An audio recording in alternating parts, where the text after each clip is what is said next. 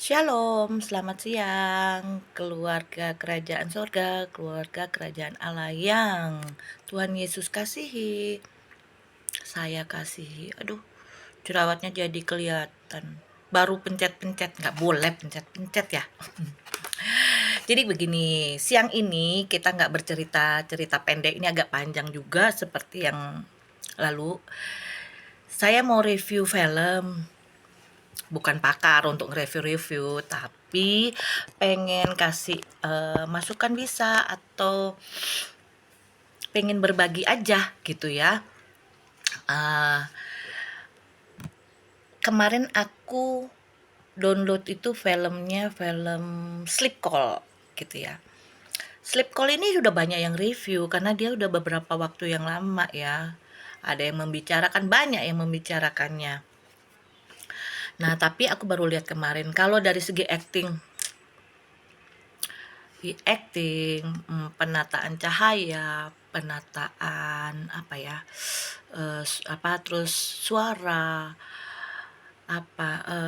actingnya bagus banget, Laura Basuki dan yang lainnya, padahal tempat itu nggak pindah-pindah ya, tapi mereka begitu apa ya,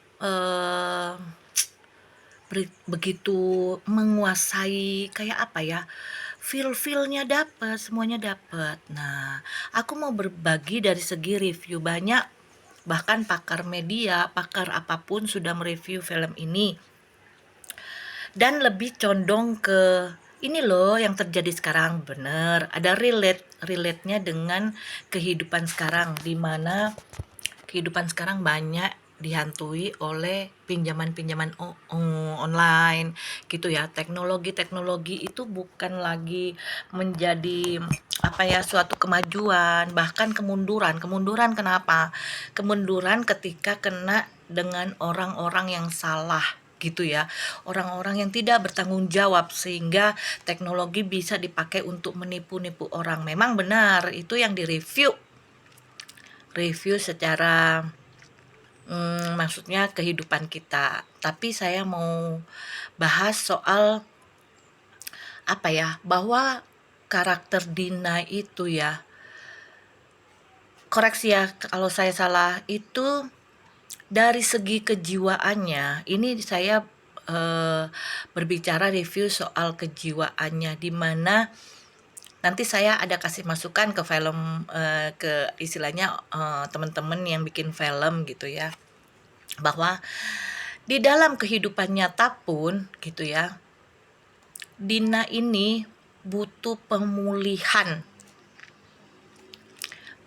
di mana Dina ini, kalau saya diagnosis, saya bukan dokter tapi saya boleh dong kasih pendapat bahwa dia bukan hanya psikopat aja, tapi sudah kepribadian ganda gitu ya. Kepribadian ganda kan disosiasi ya, berarti memiliki bisa lebih dari dua kepribadian ganda. Jadi ada kepribadian yang dia ciptakan gitu ya, untuk mencari bagian dirinya yang hilang. Karena kepribadian ganda itu kita tahu ya, penyebab kepribadian ganda itu sendiri, satu karena trauma berat. Kita lihat di film itu, Dina itu mengalami trauma di masa kecilnya yang diakibatkan oleh seorang ayah, figur ayah ya. Ayahnya main KDRT dengan ibunya, sampai ibunya kita ketahui ada di rumah sakit jiwa gitu ya. Terus ketidakstabilan lingkungan. Kalau penderita kepribadian ganda itu, salah satu karakteristiknya adalah karena ketidakstabilan lingkungan. Kita lihat sendiri ya, ketika dia sudah mengalami trauma masa lalu, kemudian di lingkungan dia saat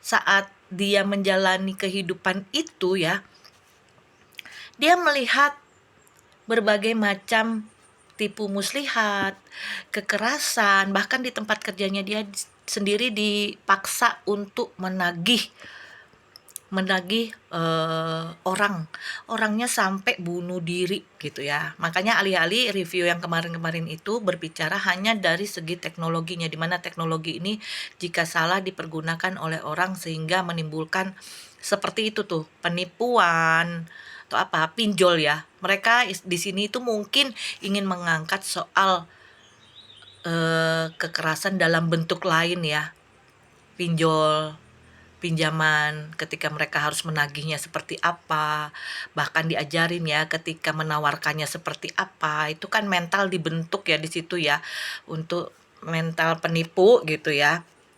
Nah, bisa juga kepribadian ganda itu genetik, bisa. Terus tidak mampu menangani stres. Nggak mampu. Dina ini hidup dengan ibunya. Ibunya bahkan sudah masuk rumah sakit kalau saya mereviewnya begitu ya. Makanya dia mau ngobrol sama siapa lagi gitu ya. Dia mau ngobrol sama siapa lagi, dia dia nggak apa tuh namanya, nggak ngerti mau sama siapa gitu ngobrolnya. Sama ibunya, ibunya nggak bisa, sudah nggak bisa berkomunikasi secara umum, secara nggak bisa bersosialisasi juga nggak bisa gitu loh, gitu. Sehingga di sini nampak dengan dibentuknya sosok, memang Rama atau Reno ini adalah bukan bentukan secara imajinasi ya, tapi dia nyata gitu loh. Nyata dia itu seorang manusia yang kan temennya Bella menganjurkan kalau dia itu mending dia punya pasangan lah ya daripada sendiri. Memang dia dia hidup itu sendiri. Bahkan kita lihat di film itu ya, kucingnya di mana, kucingnya mungkin mati ya sama ibunya, kucingnya itu udah mati tapi dia kasih makan terus gitu loh, nggak ada bentuk kucingnya, nggak ada tapi dia kasih makan. Dari situ tuh aja saya sudah pikir ini ya, nah ini ikutan ibunya nih gitu ya, stres gitu. Nah, dia menciptakan sosok Reno yang dimana Bella bilang untuk itu ada situs-situs untuk cari jodoh, dan didapatilah orang yang iseng. Ini kan Reno alias Rama. Rama di dunia maya namanya.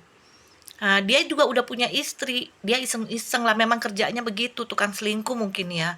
Nah, kenalah. Tapi kan Rama tidak hadir secara nyata sebenarnya. Hanya dia mungkin apa ya, suggest, dia selalu melindungi, dia selalu bicara yang baik mungkin ya, gitu loh. Nah, dia merasa Rama itu membela dia, mengerti dirinya, sehingga sampai dibentuklah sosok ini, sosok Rama ini, di mana dia minta tolong sama Rama, dia minta apa ya, minta apa aja untuk menemaninya, minta sesuatu itu dengan Rama, dan dia percaya Rama itu akan melakukan itu karena dia sayang gitu ya. Berikut ini apa gejala utama kepribadian ganda itu kan di personalisasi ya, adanya apa ya, perasaan kayak terlepas dari tubuh. Pernah tahu nggak sih? Bukan kayak jalan sendiri atau apa, enggak, dia itu terlepas dari tubuh, kayak ya kayak itu, menciptakan dirinya sendiri, sosoknya itu yang diberi judul Rama gitu loh. Nah, terus derealisasi bahwa perasaan ini apa namanya, bahwa dunia ini tuh tidak nyata, dunia itu tidak nyata, atau lingkungan sekitar kita itu kabur gitu loh, yang ada hanya dia. Dan itu ya, amnesia bisa termasuk, terus kebingungan identitas gitu ya, sehingga dia menciptakan sosok Rama itu yang selalu ada untuk dirinya. Nah, kita bisa lihat ya di sini kesehatan jiwa, bukan hanya mental. Mentalnya sudah kena dari kecil itu bapaknya, tapi di mana jiwa. Dan pada saat itu kita tidak melihat ya, ternyata menit keberapa itu sudah mau akhir-akhir, jadi kita tahu semuanya bahwa yang dia kan, dibilang ya ada pembunuhan nih, ada kekerasan kepada Bayu, ada kekerasan ke Pak Tommy, ada apa. Nah, dia ciptakan seolah-olah, oh itu Rama yang melakukannya untuk dia gitu loh. Ke temennya, ke Bella juga begitu, aku tahu siapa yang melakukannya untukku, kan gitu ya kalau bahasa saya gitu loh. Tapi ternyata terungkap, saya sudah mengira itu dari menit ke berapa ya, mmm, pada waktu Bayu ini, pada waktu Bayu, Pak Tommy dan segala kalau tidak salah itu bertepatan dengan jam 22 di mana Rama hadir, memanggil. Dia memanggil Rama. Namanya sleep call ya, panggilan dalam tidur mungkin ya. Jadi dia jiwanya tertidur tapi manggil jiwanya orang lain, kayak terlepas gitu loh. Dan dia menjalankan itu bentukannya itu, dan dia tidak sadar, nggak sadar dia yang melakukan. Akhirnya ketahuan kan. Saya sudah mengiranya dari situ yang menit yang Bayu sudah mulai ini kan gitu ya. Padahal sudah baik-baik. Nah, dia membutuhkan sosok seorang bapak yang tidak akhirnya kan ketahuan kan bapaknya juga dia yang bunuh kan gitu loh. Sosok yang dia harapkan hadir dalam hidupnya itu sosok seorang bapak. Nah, kebetulan di dunianya itu yang mengakibatkan kekerasan, pelecehan itu juga cowok. Jadi dia semungkin sangat satu, ini bisa jadi dua kepribadian gitu ya. Satunya menginginkan bapak itu ada, harusnya mengasihi dong orang-orang yang bisa dijadikan mungkin contoh ya, teladan bapak. Tapi salah satu sisi dia itu menghancurkan gitu loh, menghancurkan apa yang dia benci saat itu. Sekali lagi koreksi jika saya salah gitu ya. Nah, ketika ini tidak pulih, jiwa ini ketika dia masih kecil tidak dipulihkan, memang di film, makanya saya mau kasih masukan nih, mungkin ada pemulihan gitu ya, dia melakukan kan terakhir aja tuh dia bilang gini, Dina harus minum obat juga ya kata ibunya. Akhirnya mereka bersama-sama di dalam rumah sakit yang sama gitu kan. Tragis, memang ada di sini, di kota-kota besar, kota-kota kecil semua ada soal itu ya. Tapi kita melihat bahwa pemulihan itu di GBI itu ada yang namanya Healing Movement Camp, di mana camp pemulihan, dipulihkan dari hati Bapa. Hubungan kita dengan Bapa bisa berarti Bapa asli dunia ini atau Bapa di surga. Kalau Kristiani ya, Bapa di surga, pemulihan. Artinya kan kenapa dia bisa kena seperti ini? Tidak dijelaskan di situ bahwa dia harus apa, kalau saya juga lupa ya, tapi tidak dijelaskan di situ tentang agama mereka apa harus sholat, harus apa gitu. Nah, kalau di Kristiani itu berarti hubungan kita lagi sedang kacau dengan Allah, karena mengandalkan namanya manusia, apalagi dibentuk sendiri dari jiwanya membentuk itu. Aduh, memang ya ciptaan Tuhan ini dahsyat loh ketika ada di apa ya, memang roh yang mengendalikan. Kan Tuhan sudah pernah bilang ya, roh yang ada di dunia ini itu hanya kecil daripada roh yang ada di dalam kita. Roh Tuhan harusnya bisa dikalahkan ketika memang, makanya yang tadi saya bilang GBI itu menyediakan fasilitas atau camp berisi sesi-sesi seminar yang bisa memulihkan itu dari hati Bapak itu satu, dari gambar diri, bagaimana kita menganggap diri kita ini, kekudusan, bagaimana kita menjaga kekudusan itu, gitu ya. Terakhirnya itu ada pelepasan. Semua lepaskan beban-beban yang ada di kita. Memang tidak gampang, tapi anjuran kan banyak ya. Ada yang ke tempatnya lah, yang ke pakarnya gitu ya, seorang psikolog, psikiater, ke rumah sakit, minta bantuan ke orang-orang yang lebih itu. Memang jangan mengandalkan manusia, tapi kalau di tempat yang benar, di rumah sakit gitu ya, di dokter jiwa atau apa, ketika kita merasa jiwa kita sedang bermasalah bukan hanya fisik, nah itu lebih bisa cepat ditangani gitu. Itu sih apa namanya ya, review review saya gitu ya. Eh, saya istilahnya menganjurkan kenapa kalau misalnya di Kristiani ada ya GBI kan bisa di mana aja dan selalu ada acara itu, bahwa itu harus dipulihkan. Trauma-trauma masa kecil itu harus dipulihkan. Kenapa kalau psikiater kadang-kadang menggunakan hipnotis ketika menghadapi orang yang introvert gitu ya, tertutup gitu. Dia harus menggunakannya dengan cara hipnotis supaya muncul dari dasar jiwanya, dari dasar alam kesadaran, ya di bawah alam sadarnya gitu. Bisa ngomong gitu, kenapa triggernya itu apa. Nah ini kan tahuan, tapi di situ juga filmnya sayangnya tidak diselesaikan bahwa kegetiran itu harusnya bisa diakhiri dengan cinta kasih atau kasih, berupa misalnya Dina ini bisa berobat jalan mungkin atau apa, akhirnya dia menemukan kebahagiaan siapa gitu ya. Jangan getir terus sedih gitu loh, kenapa Dinanya harus berakhirnya juga di rumah sakit jiwa tanpa kan ini kan bikin film juga melibatkan siapapun ya. Harusnya misalnya nih dinas atau apa dilibatkan dalam film ini, terus yang pasti Tuhan gitu ya. Jadi teman-teman, semuanya bisa dipulihkan. Kita membuka diri, kita membuka, bukan bilang nanti cerita kita jadi kesebar dong di mana-mana. Enggak, kan datang ke ahlinya. Makanya jangan mengandalkan manusia, jangan bercerita ke sembarangan orang. Itu ada bagiannya sendiri gitu loh.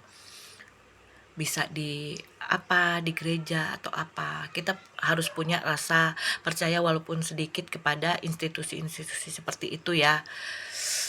Gitu mungkin review saya, semoga teman-teman terberkati juga. Film ini keren banget gitu loh. Sebaiknya kalau boleh nih ada pesan-pesan khusus terhadap, atau film ini diperuntukkan untuk pengidap-pengidap mental sickness atau kesehatan mental.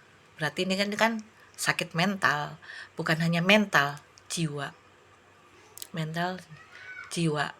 Dia udah kena mental dari pertama kali, bapaknya sering ini KDRT, tapi jiwanya ternyata dia simpan dalam sampai dia berani untuk membunuh bapaknya.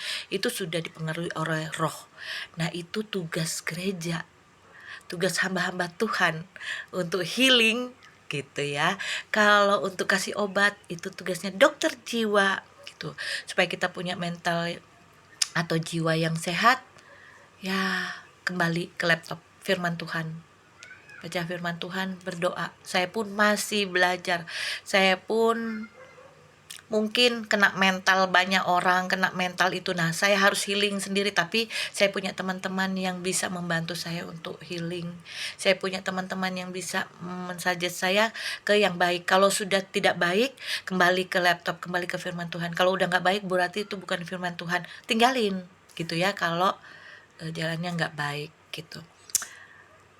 Semoga semuanya diberkati.